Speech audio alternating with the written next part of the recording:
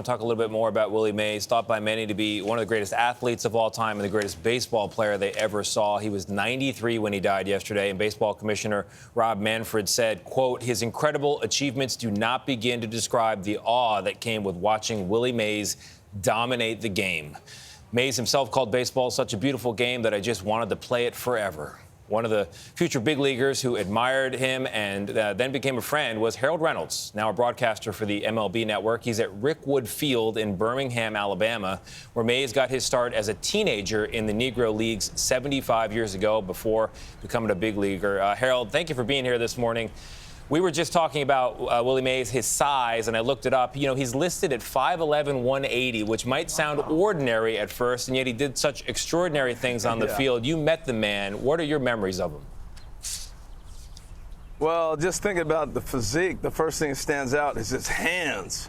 Oh, my goodness. I mean, his hands were like these big iron claws. You shook his hand, and you knew there's something different about Willie.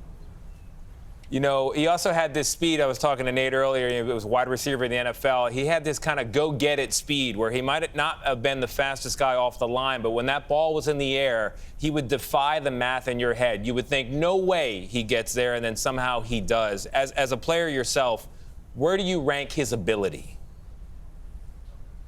Well, it's at the top. I mean, here's the thing, you know, Tony, you said it so well, one of the greatest athletes ever. If you think about the Negro Leagues and the players that played in the Negro Leagues, there wasn't another major sport they were going to.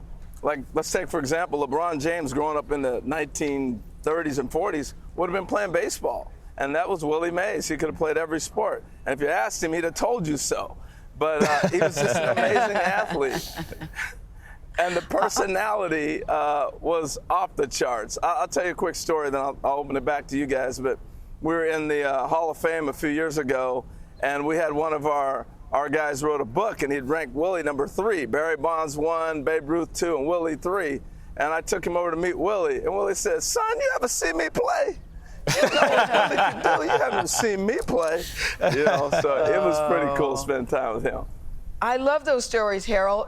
It's Gayle here. Barack Obama, when he gave him the President of Medal of Freedom ceremony, he said this, because of giants like Willie, that someone like me could even think about running for president. So I think about that for a second.